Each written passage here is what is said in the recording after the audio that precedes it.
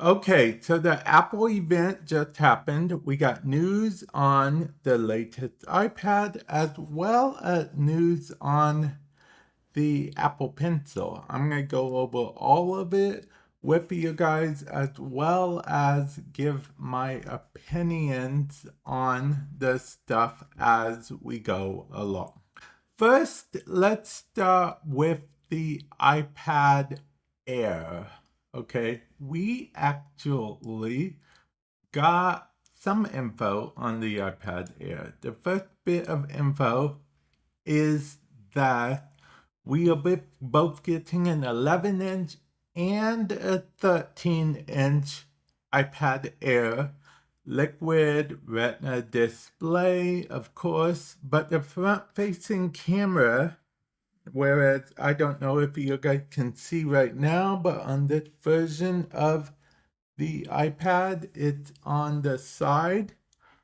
Well, it's going to be in the center when you're in landscape mode on the iPad Air now.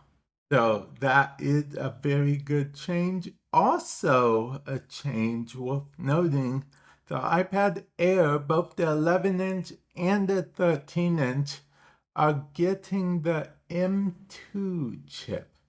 Yes, that's right. They are both getting the M2 chip, which means that technically, in theory, they should be able to run stuff such as DaVinci Resolve or Final Cut Pro, which I'll talk more about in a bit. Okay, so stay tuned later on in the video for that, okay? And then, well, that's basically it for the iPad Air. We have a lot to get through here. Let's go through with the iPad Pro because this is where we got more information, okay? The iPad Pro, which for reference, this iPad I'm holding right here is an iPad Pro. It's an 11-inch. They are keeping the 11-inch model and the 13-inch model.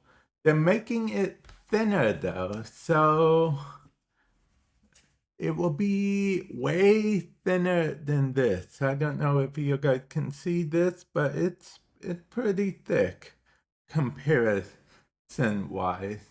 They are making the Pro way thinner, like super thinner. I believe they said the 11-inch weighs a little less than a pound. That's how thin it's going to be. And they are also introducing what they call tandem OLED to the iPad Pro.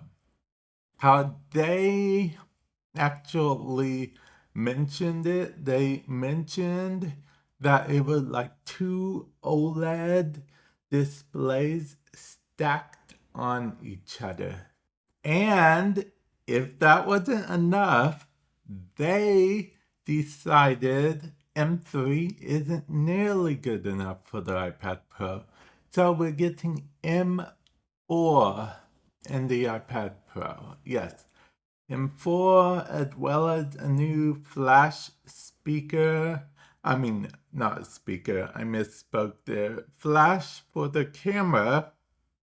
Apparently, it's supposed to use AI to automatically take multiple pictures of a document that you may have that shadow is actually going over, and it's supposed to take a bunch of pictures and line those up automatically into one picture that the shadow isn't obscuring in any way, shape, or form, which sounds pretty cool. It's also getting the landscape front-facing camera, just like the iPad Air, which is cool. But I should also mention that it is getting new accessories as well. A new Magic Keyboard for the iPad Pro with function row of keys, both the 11-inch and 13-inch are getting the new Magic Keyboard with the row of function keys, as well as you see that Magic Pencil here.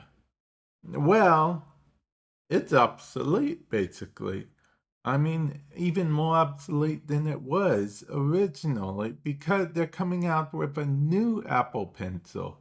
The new Apple Pencil, it's called the Apple Pencil Pro. And apparently it will work on the Air as well.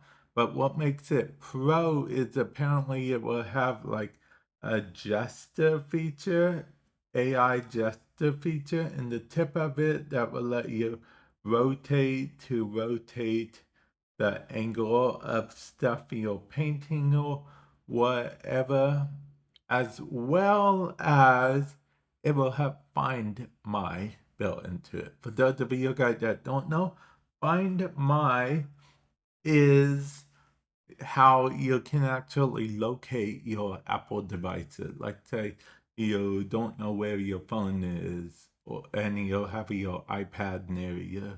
You could use Find My, or vice versa, or you could go on the desktop and you'd Find My. Well, apparently you'll be able to find your Apple Pencil a similar way. And don't worry, we'll have it magnetic charging and whatnot, so that's interesting. For those of you guys that don't know what I mean right now, it magnetically connects to the iPad there.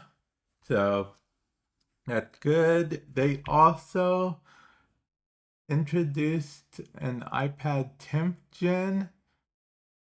Well, they didn't introduce it per se. They made it cheaper, so apparently it's $349 now. I'll be honest, I didn't know how much the iPad 10th gen would to begin with.